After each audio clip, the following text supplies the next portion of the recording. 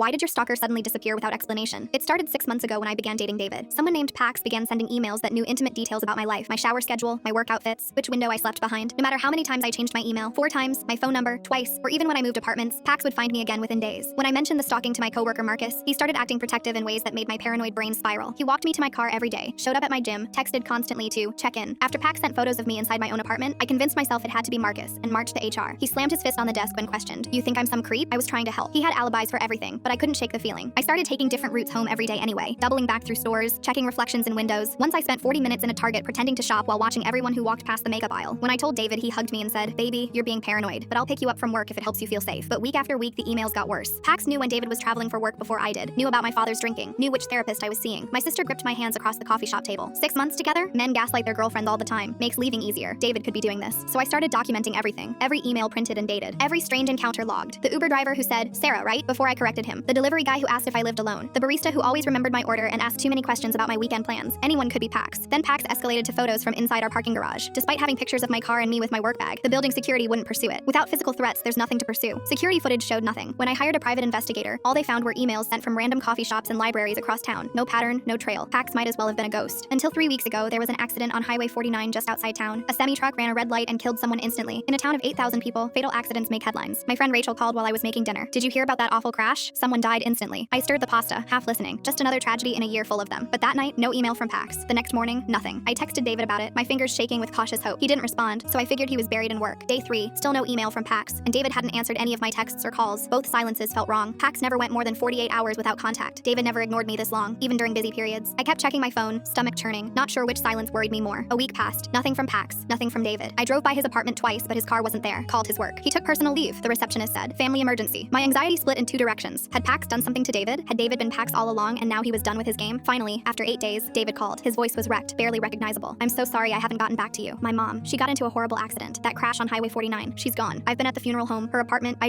couldn't talk to anyone. I froze. The timeline clicked in my head. My friend's call about the accident. The day Pax stopped. It was David's mother, the mother I'd never even met. But I had to be sure. A week later, David called with a broken voice. "Could you help me pack her apartment? I can't do it alone." He paused, then added softly, "She knew all about you. I talked about you all the time." Perfect. We started in different rooms so he wouldn't have to see me go through her things. He took the kitchen while I headed to her office. The computer was still on, screen dark but humming. When I touched the mouse to shut it down properly, the screen blazed to life. An email draft was open, addressed to my email, written at 9:43 a.m. 3 weeks ago, just 4 minutes before she died. "That therapist you see on Thursdays seems nice. The one in the building with the blue door. Hope she's helping with all that anxiety. Never sent." 6 months of Pax emails filled her sent folder. The drafts had dozens more with notes and revisions typed above each one. "Find anything important?" David called from the kitchen, his footsteps approaching. I logged out of everything, just tax returns. Later, as we left, he gripped my hand desperately. "I wish you could have met her. She would have loved you like a daughter." I squeezed back and swallowed the truth like broken glass. "I guess we'll never know," I said.